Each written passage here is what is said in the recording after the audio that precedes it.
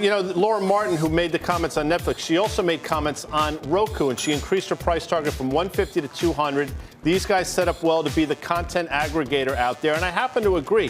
You can't get behind Roku on valuation. I totally get that, but that's been true since it was $80, back to $160, back down to $100. It's a volatile stock, but if anybody's going to win here, I think Roku could. I understand if you want to avoid it on valuation. I totally get it.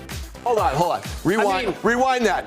If anyone's going to win here, I think it could be Roku. Yes! I just said. That has never been said before in financial media before. I mean, seriously, listen. Throw Roku devices on the scrap heap of tech, like your Fitbit and your TiVo and your GoPro and everything like that. This thing is not going to be one of the big winners in the streaming wars. It's a piece of hardware. They're trying to be a platform. It's a distribution device, right? The winners are obvious. It's the content and the guys who vertically integrated. We know what AT&T has done as far as the distribution that they have and then the content that they just acquired. We know what Disney has been doing over the last 5 years, been in the penalty box. Now it's coming out. And I think it's really interesting. Obviously, Comcast, the parent of this network, is just said they're going to spend $2 billion to kind of build out their streaming thing. So those are the winners, because they have all the content. Netflix, though, interestingly enough, that we know that they lost ads in North America in the Q2, and that hit the stock kind of hard, one of the reasons why it's underperformed. We know that Q3 ads were disappointing in North America,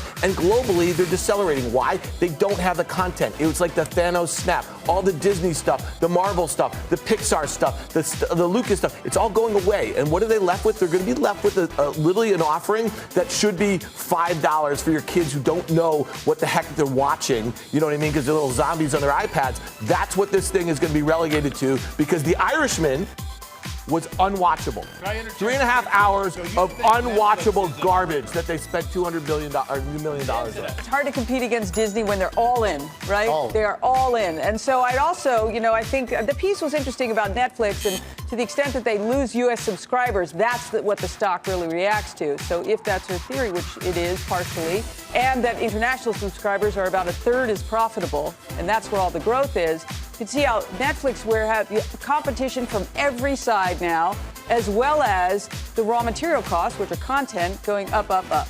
I own Disney for the exact same reasons as you. Disney Plus and all the rest of it's going to be a great boost to them, I think. Netflix, I think, is still a buy because of the fact that everybody's focused on U.S. I'm not as concerned about the U.S. I think they churn for a while. Maybe they lose a few. It's international. It's India. It's the content that they're developing in those other countries that's going to be it. But 17 Golden Globes, movies, and TV, giddy up.